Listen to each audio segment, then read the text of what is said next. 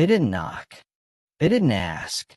They just planned the biggest day of someone else's life on the land I paid for, with my name on the deed and my boots still muddy from building the fence myself. It all started on a Wednesday, a quiet, ordinary Wednesday. I was sipping iced tea on the back porch, admiring the way the late spring sun warmed the hills just beyond my property line.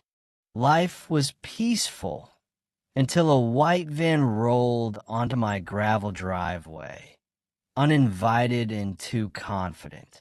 Two women stepped out in coordinated polos and clipboards, the kind of women who smile without their eyes. "Hi, we're with the HOA Events Committee," one chirped. I blinked. "We don't have an HOA." She giggled. "Oh, you do now." Apparently, while I was away visiting my brother in Oregon, a few dozen neighbors got together and decided to formalize community operations. They filed paperwork, created bylaws, and just like that, poof, I was now part of an HOA I never voted for. And what was their first official act? Planning a wedding. Not just any wedding.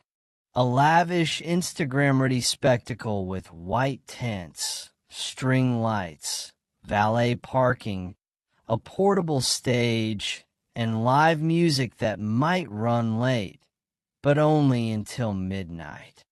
Where was this magical nuptial wonderland going to be held? My backyard. Your property has the best view of the mountains, the second clipboard lady explained.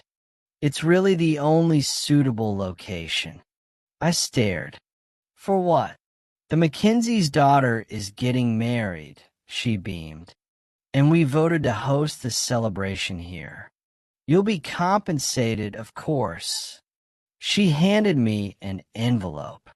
Inside, a $100 gift card to Olive Garden. Are you joking? I asked. They weren't. That weekend, I started noticing strange things. A measuring crew pacing my yard. A delivery truck dropping off folding chairs. A floral designer inspecting the gazebo I built for my late wife's roses. By Monday, they were hammering tent stakes into my soil. I tried reasoning. Called the HOA president, a man named Gordon who wore golf shirts like armor and talked like he was born holding a gavel. "Gordon," I said, "this is my land."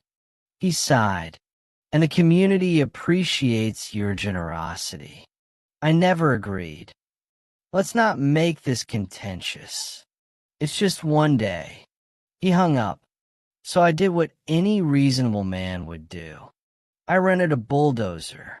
Not a big one, just enough horsepower to make a point. But I didn't start the engine. Not yet. No, I waited. Waited until Friday, the day of the rehearsal dinner, when 20 people showed up with clipboards and camera phones and smiles too wide to be real. I walked out wearing my oldest flannel shirt and boots that still carried dust from my father's land. "Excuse me," I called. "This is private property." They laughed. Thought I was kidding.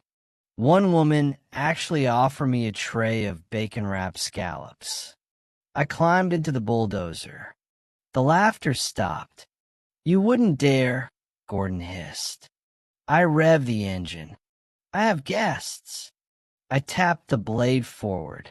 "This is destruction of community property." "On my land." I asked, "Would you like to see the deed?" He blanched, because I'd sent him a copy 3 days prior. Certified mail. "Sir," he said, switching tactics, "don't you care about love? About young people celebrating their union?" I leaned forward.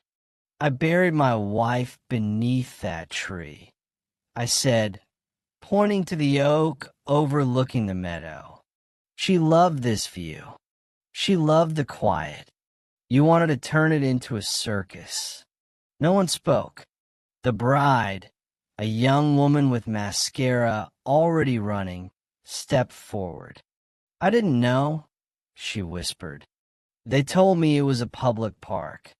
It's not, I said gently. But congratulations, anyway. Then I shut off the engine. Let silence do what no shouting ever could. They packed up before dusk. The next morning, a U-Haul pulled into Gordon's driveway. Apparently, his wife wasn't thrilled about the whole trespassing on a grieving man's land for clout situation. She left him the HOA handbook and a note that read, "Maybe run your own life before running others." 2 weeks later, the HOA dissolved. Turns out, they'd filed the paperwork incorrectly. Never got the proper county authorization. And since 3 of their founding members moved out in protest, quorum was broken. No HOA, no wedding, no circus, just me and the land and the silence my wife loved. I planted wildflowers where the tent stakes had been. And every spring, when they bloom, I sit on the porch with a fresh glass of tea, watching the wind carry petals across the grass. And I remember the lesson. Never assume someone's land is up for grabs. And never confuse kindness with weakness. Because some people will bulldoze your delusion with a smile.